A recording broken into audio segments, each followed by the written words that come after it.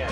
So we have all of these people who believe that they're teaching when, in fact, they're just producing a series of rote memorizations. So we could talk about all of these psychologists and neurologists that verify what our ancestors knew all along, and that quite simply is going out in the woods increases your operational intelligence. So how many of you out there want to get smarter?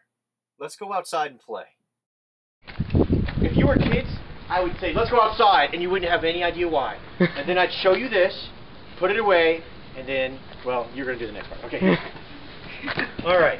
So, like I said, solid sunshine, air, water, and a little trace minerals, right?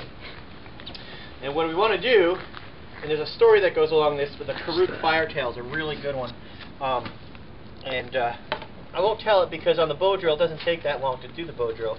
So we won't have enough time. I'm just going to put a little ember in here and probably burn a hole in my mat.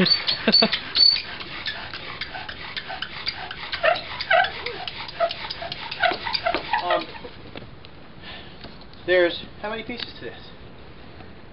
Did you see how that all fit together? You're all good with that? Yeah. How many of you know what a robin looks like? What color is the eye ring on a robin? White. Oh, the difference between knowing and knowing. What color is a robin's feet? Yellow. Really? Orange? Not black to fading to pink on the back? Tail feathers. What's the pattern on its throat? How many of you really know what a robin looks like? You ready? There's yours. It's going to take more than one person because this is my spindle. Oh, Mike! This is your spindle. Big fire. This is my bow, not for shooting arrows, but for making fire, and handhold for pressing down on the spindle. Here's your bow. Here's your bow. You're going to need more than 2 people. And here's your handhold. Wow. Handhold. Oh, and your fire. Okay. Ready? Big fire. Get in there. It might be upside down if it doesn't fit like a glove. Yeah, that's upside down. Well, you can just put the whole bow. You gotta put it around the face. I don't think you'll be able to do it that much. Yeah, your bow's upside down. Your spindle is upside down. Oh, the spindle. Yeah. There you A little go. bit closer to the hole. What? So like put this end over there. Twist the bow. I'm hoping I get this. As Bill Cosby would say, be careful, you just might burn yourself. Maybe. It's stuck, you guys. Now you can ask questions. There might be people who've done this before. I would go up near here and not try to do it down there. I would actually move further away from the edge. Do it in the middle of the bow. Definitely in the middle. Start up here, Pat. So we have to put a ton of pressure on the top. Right. People. At least 3 people. Right. And then the sawing thing. This is just gonna be dangerous. They're gonna move out of the way. Need other people. There you go. Yeah. Got it. There it is.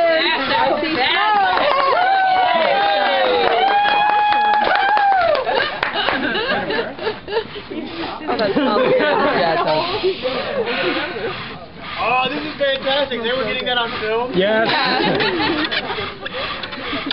They're going to light the world on fire. Need a bigger one. Oh, this is great.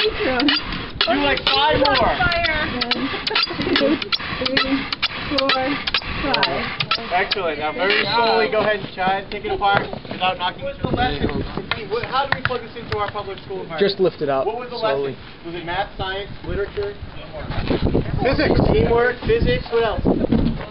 Chemistry. Chemistry. Problem solving. Oh, biochemistry. History. Communication. Cultural. English. Cultural. Storytelling. All right. Physics. Physical education. Physics. You see where we're going with this? Anyone ever read the story Hatchet? No. Lost in the Mountain in Maine? Yeah. Okay? It's endless, but what did we do first? We're planning backwards, okay? What would be fun for you as a kid to do? That's where you start. Now, how am I going to argue this with my colleagues, my administration, the school board, and how does this mesh with the state learning results, and how am I going to tie this into the standardized test? Start with the fun, you won't lose it. If you don't start with the fun, you start doing, I have to do these things first, you're going to end up with something about as exciting as standing in line waiting for your license. And the kids aren't going to learn it. They'll memorize it. The high achievers will struggle to keep it into that small piece of the brain that's responsible for brief memory. And once it gets regurgitated onto the test, it's like it's like having a movement. It's done, it's over, we're done. And they won't recall it. That's how it works. Yes? Have you ever worked with indigenous youth? Yes. How do you help them cope with the Western world? The fact that they were out there was boatloads of help. Okay, the other piece that I think you're trying to allude to is the grief, the multi-generational grief that's fresh in natives of Turtle Island, or North America, excuse me, real fresh, but we have it too. Okay, so it's no longer native with a big N identifying a specific group of people from a specific continent. It's no longer the color of your skin, it's how you choose to live your life. It's a vibrant thing that's painful, joyful, exhilarating, sometimes very lonely, but at the end of the day, it's real. It's applicable. It's all about being connected to everything that happens out here. Compared to pasty grays, wishing there was something better, knowing there has to be that sense that there's something more. In our culture, we live that a lot. I see it all the time. There has to be something more than these cake parties on Thursday nights. There has to be something more than this 9-to-5 treadmill. There has to be, it can't just be the weekends all the time. This craving for this enrichment that's missing. Okay? And you can weave that into that day-to-day curriculum. And again, be mindful, because it has power. It will scare people who don't have their own power. It will rock people's perceptions and make them feel itchy and scratchy. You have to include them. You have to include as many people as you can, and newsletters is the best way to document. I sent these out. Didn't you get this? This is what this meant.